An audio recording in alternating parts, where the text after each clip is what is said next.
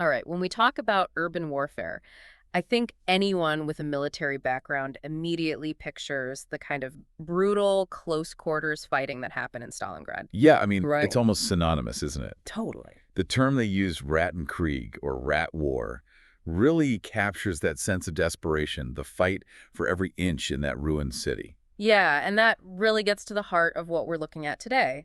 How did the German army, a force known for maneuver warfare, adapt its tactics to that kind of intense block by block fighting in Stalingrad between August 1942 and February 43?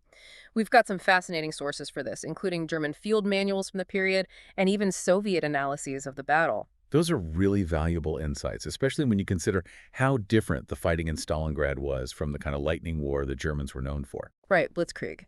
So, what we're trying to do here is understand how the Germans, as a professional military force, shifted gears and applied their combined arms doctrine to the urban hellscape of Stalingrad.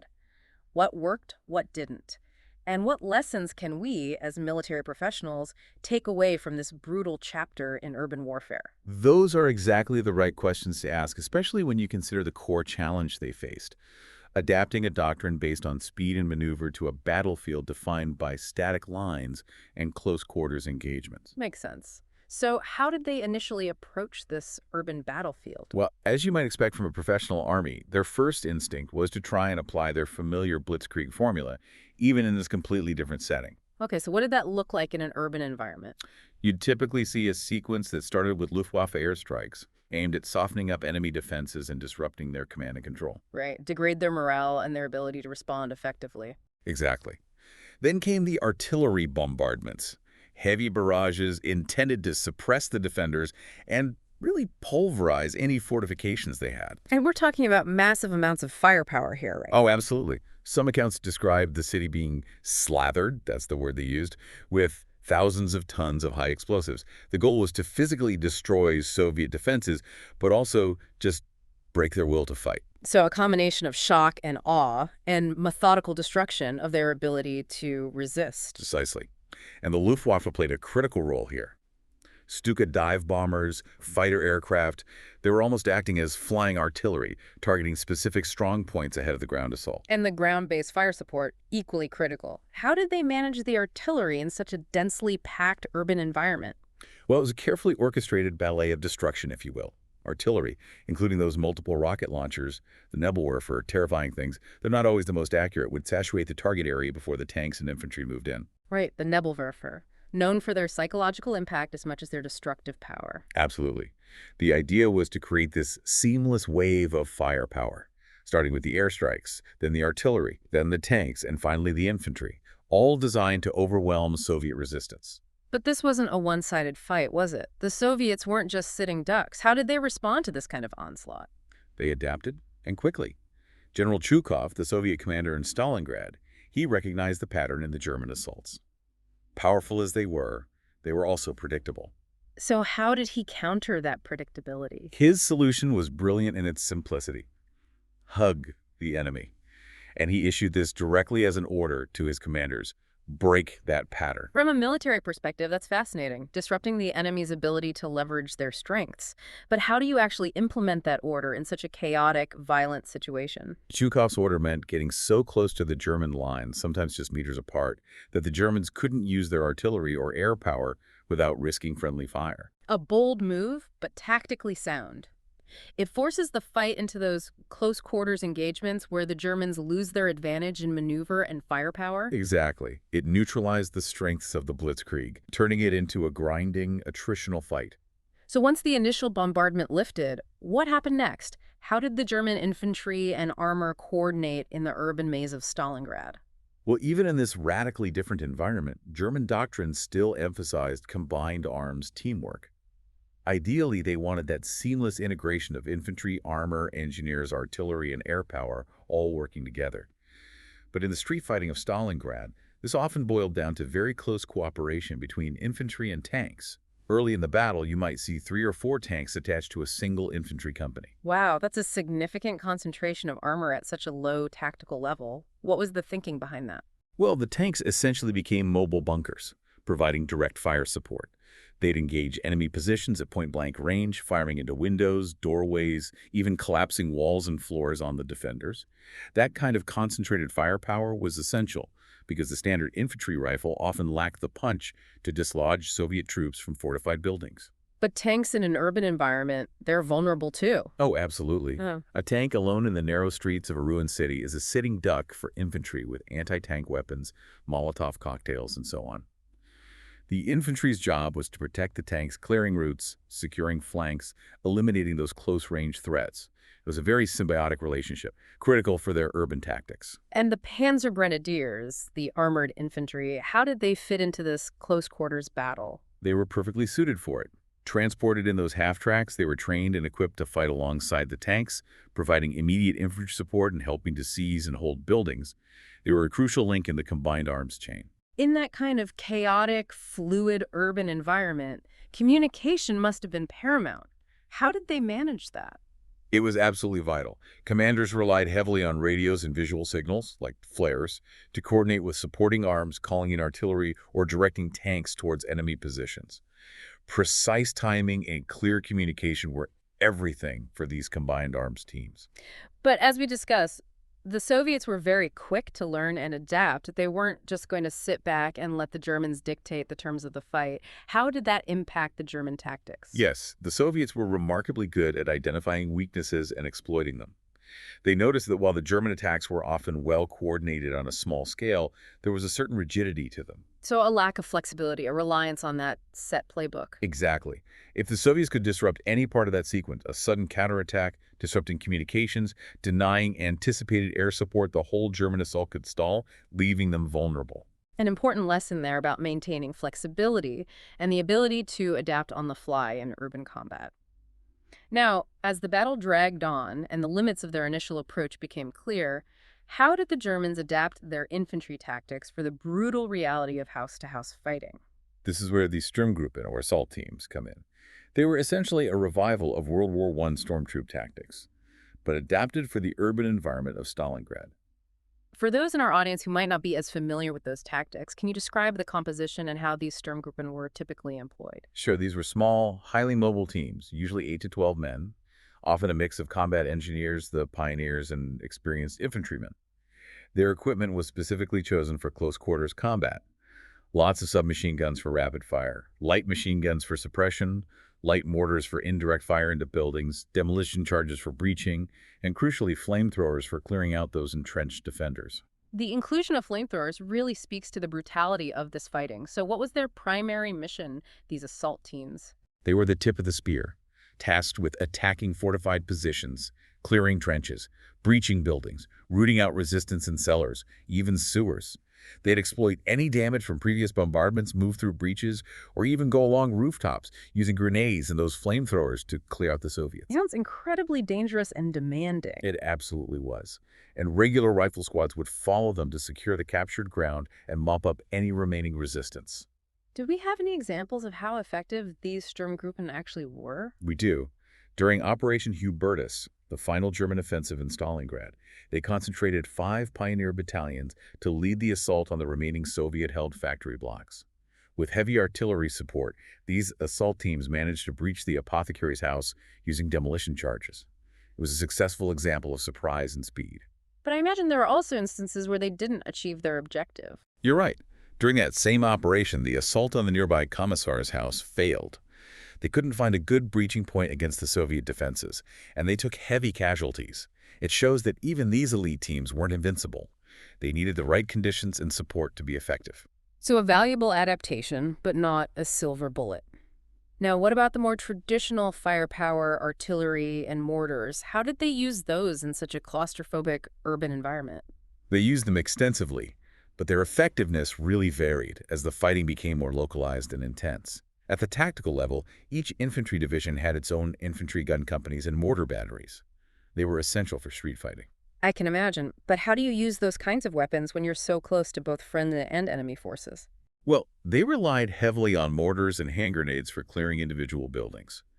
For tougher targets, they'd bring in the infantry guns, typically 75mm and 150mm howitzers, and engage buildings at almost point-blank range. Their tactical manuals even emphasized that for large multi-story buildings, anything smaller than 150 millimeters was practically useless. They needed that heavy firepower. There were even instances of them deploying some truly monstrous artillery pieces in the city, weren't there? Oh yeah, you're probably thinking of Dora, the 800 millimeter railroad gun. It was deployed briefly more for its psychological effect than anything else, but it was so logistically cumbersome and vulnerable to counterattack that they quickly pulled it back. More commonly, German assaults would start with what they described as exceptionally intense shelling. The October 14th offensive against the factory district, for example, was preceded by a massive artillery barrage intended to obliterate Soviet defenses. So, beyond direct fire support for assaults, did they use artillery for other purposes? Yeah, they tried to use it to disrupt Soviet movement and logistics. They targeted the Volga River crossings, trying to cut off reinforcements and supplies. But the urban terrain itself really limited the effectiveness of traditional artillery barrages. Right, you've got friendly forces mixed in with the enemy. It becomes much harder to avoid friendly fire. Exactly. And the Soviets learned to take cover in those extensive cellular networks during bombardments, popping up right after the barrage to man their positions.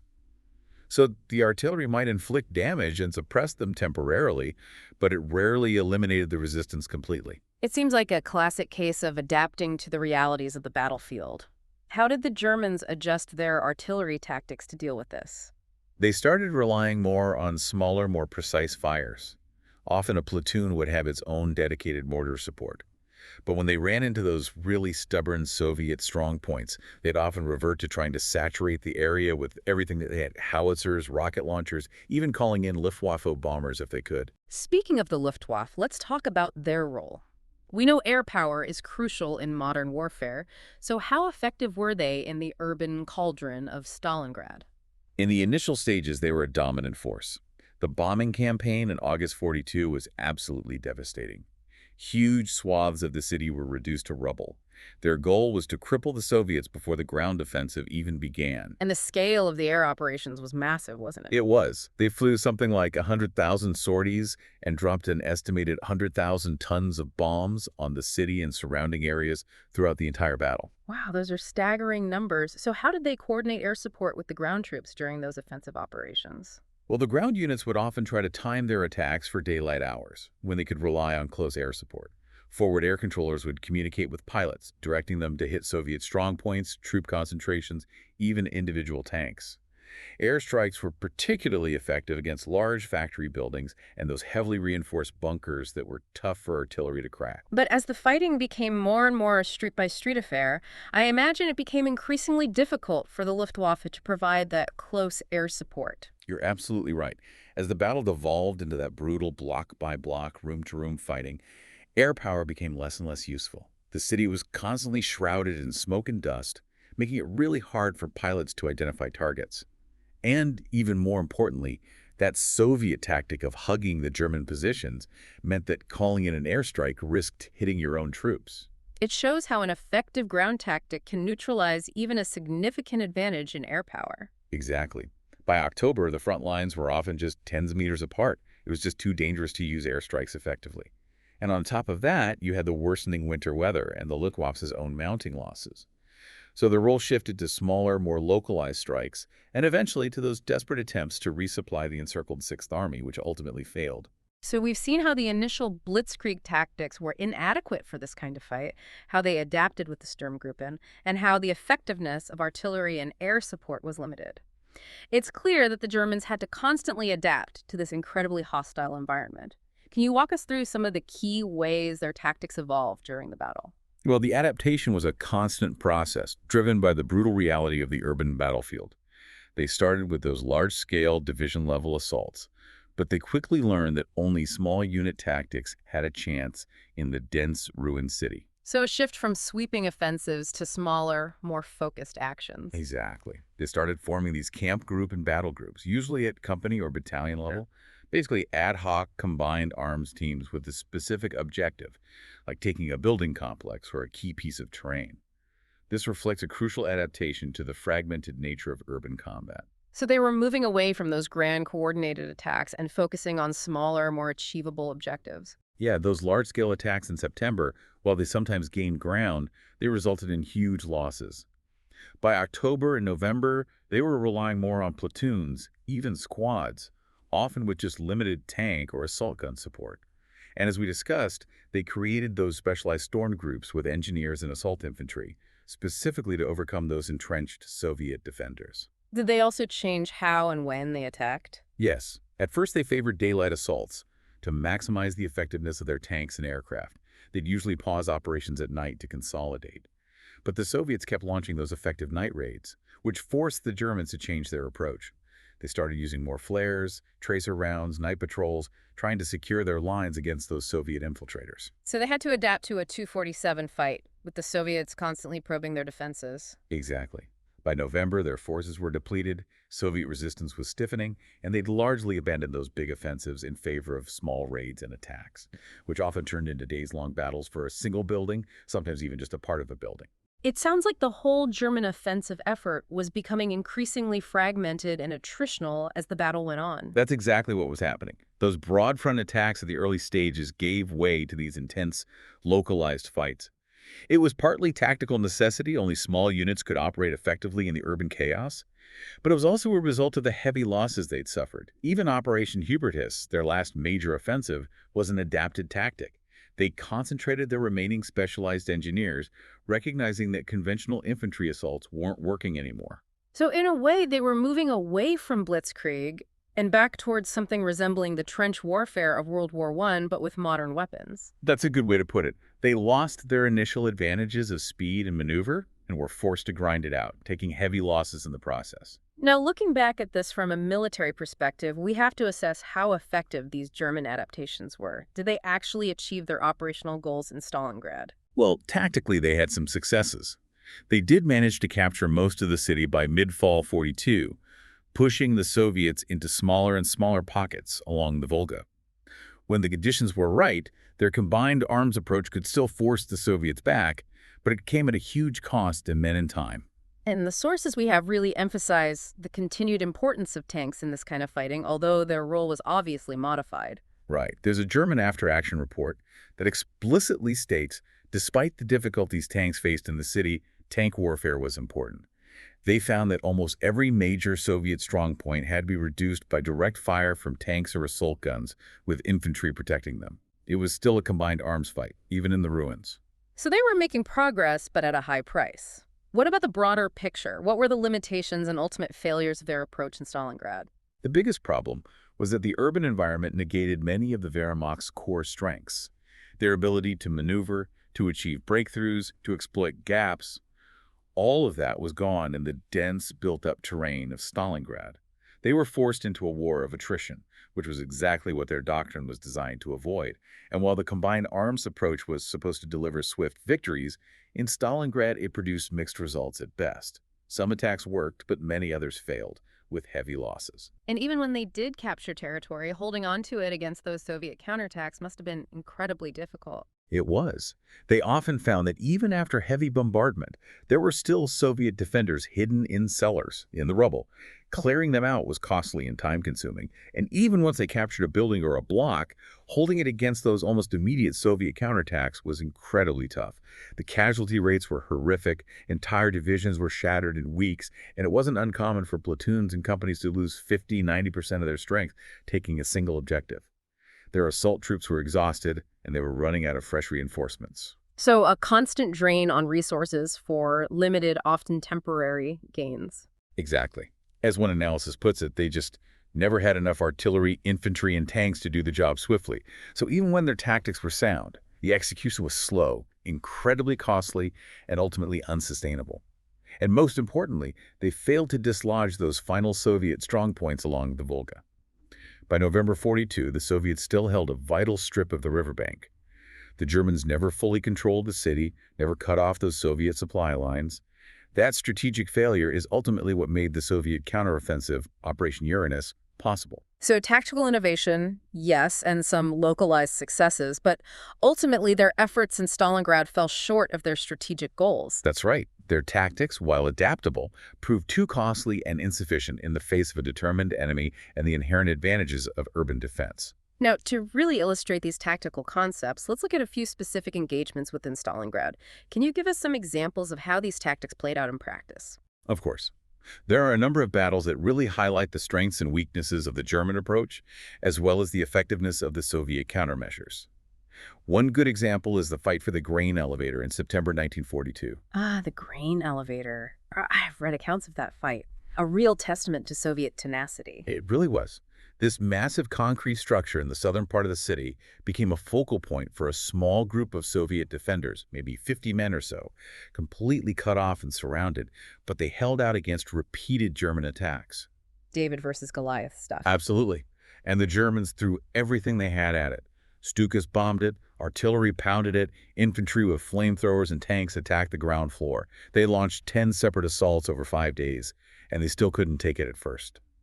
The Soviets used the verticality of the building brilliantly, firing down from higher floors, taking cover in the grain storage areas. It was a classic siege, fought within a single building. It shows how even a small force can tie down significant enemy resources in urban combat if they have the will to resist. And eventually, the Germans did capture the grain elevator. They starved out the remaining defenders or just overwhelmed them.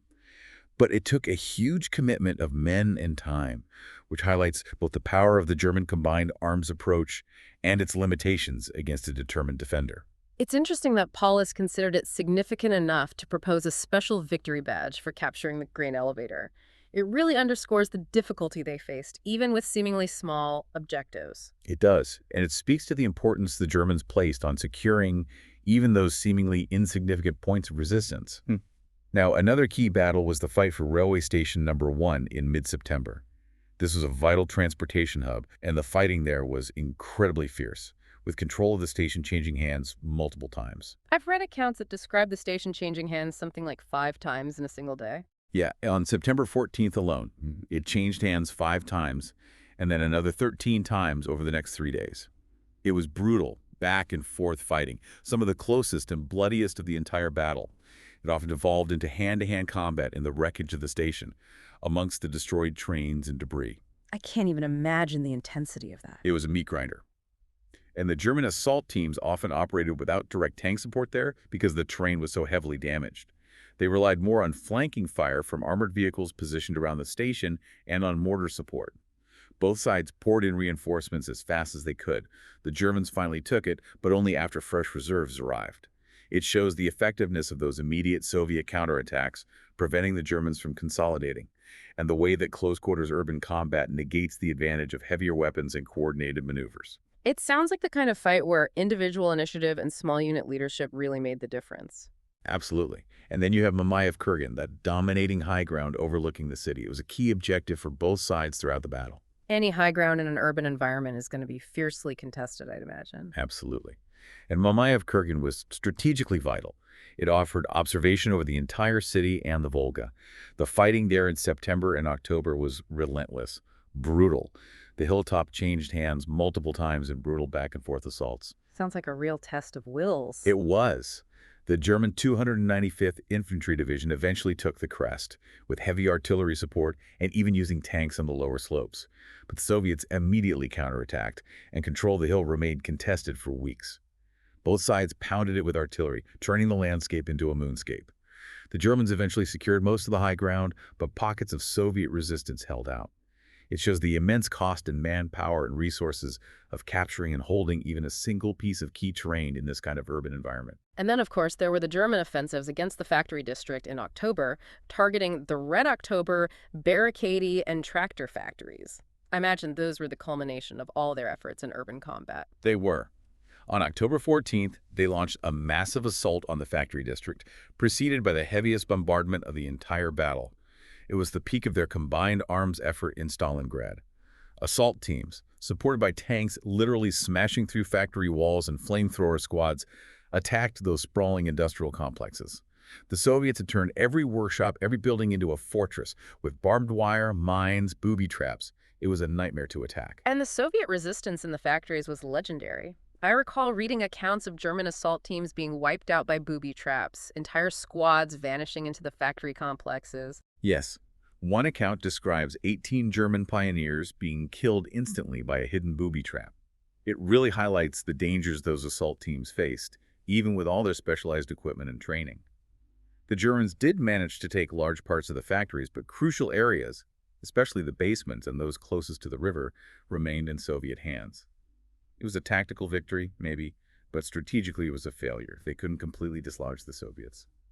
And finally, there was Operation Hubertus, that last German offensive in November. It seems like they were trying to apply all the lessons they'd learned in the previous months. That's right. Paulus realized they needed those specialized assault capabilities, so he brought in elite combat engineers to reinforce the exhausted infantry. They were equipped with flamethrowers, demolitions, specialized breaching tools, everything they needed for urban combat. They attacked before dawn on November 11th under cover of a heavy barrage. And they had some early successes, breaching fortified buildings, including the apothecary. For the first time in a while, they achieved surprise, which suggests they were improving their coordination and using their specialized troops more effectively. But they weren't able to sustain that momentum, were they? No, they weren't. The Soviets were ready for them. They'd strengthened their defenses in key locations, like the Commissar's house. When the German pioneers couldn't break through there, they took heavy losses and had to withdraw. Operation Hubertus did destroy some Soviet positions, but it ultimately failed. It shows that even with improved tactics and elite troops, they just didn't have the strength anymore to achieve a decisive breakthrough. And just over a week later, the Soviet counteroffensive, Operation Uranus, began, which effectively ended any further German offensives in Stalingrad. So the German adaptations, while impressive in their own right, were ultimately insufficient to achieve their strategic goals. But we also have to consider the Soviet side of this. Their defense wasn't passive. What were some of the key Soviet tactics that proved so effective in countering the German approach? Well, the Soviets were incredibly good at adapting to the German tactics and exploiting their weaknesses. One key tactic, which we've already touched on, was hugging the enemy.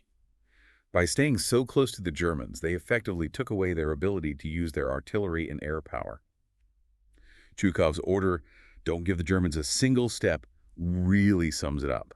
It forced the fighting into those close quarters, negating the German advantages. And they didn't just hug the enemy, they also turned the urban environment itself into a weapon, didn't they? Absolutely. They systematically fortified Stalingrad, turning it into this dense network of strongpoints.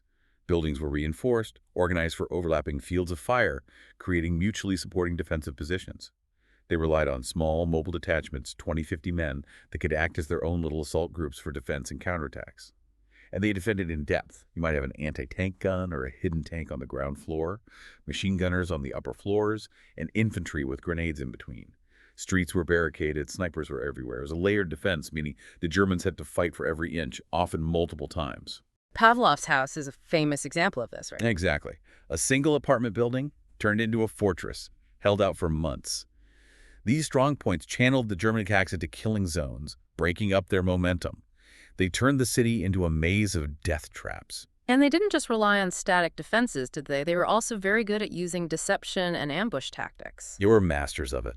The rubble provided endless opportunities for concealment. They dug spider holes, hid snipers, set up ambushes with tanks and anti-tank guns. And of course, the Stalingrad snipers were legendary. They targeted officers, radio operators, anyone who disrupted German command and control. They even had dedicated sniper schools, turning out highly skilled marksmen like Vasily Zaitsev. That constant attrition from snipers had a huge psychological impact on the Germans. And they never let the Germans rest, did they? They were always hitting back. Right. Another key element was the immediate counterattack. If the Germans took a building or a street, the Soviets would counterattack almost instantly, often with whatever troops they had nearby. It kept the Germans off balance, prevented them from consolidating, and forced them back into the defensive. It was a constant chaotic struggle, with attack and defense constantly shifting, making it incredibly difficult for the Germans to establish any kind of control. So, as we wrap up this deep dive into the brutal fighting in Stalingrad, what are the key takeaways for us as military professionals? What lessons can we draw from this historical example? I think the overarching lesson is that the German army's attempt to adapt their combined arms doctrine to urban warfare, while showing some innovative adaptations, ultimately failed against a determined and adaptable defender. Their initial advantages were lost, and their tactical successes came at a terrible cost. Stalingrad is a stark reminder of the fundamental difference between maneuver warfare and the grinding attrition of urban combat. It highlights the challenges that even a professional, well-equipped military faces when fighting a determined enemy in a dense urban environment. Absolutely. The very things that made Blitzkrieg successful, speed, maneuver, concentrated firepower, were neutralized by the urban terrain and the effective countermeasures of the Soviets. So, for those listening, especially those in the military profession, what are the enduring lessons from Stalingrad that we should be thinking about when we analyze modern urban warfare? Think about how the lessons from Stalingrad, the importance of small unit initiative, the need to tailor combined arms to the urban environment, the difficulty of maintaining situational awareness, the effectiveness of a tenacious defense, how those lessons still inform how we think about and plan for urban operations today. What elements of those tactics are still relevant with modern technology and evolving urban landscapes? And what new challenges does modern urban warfare present for both the attacker and the defender? Those are questions that every military professional needs to grapple with, especially after looking at a case study like Stalingrad. It's a sobering reminder that the lessons of the past, no matter how brutal, are still relevant today. Thanks for taking us on this deep dive. It was my pleasure.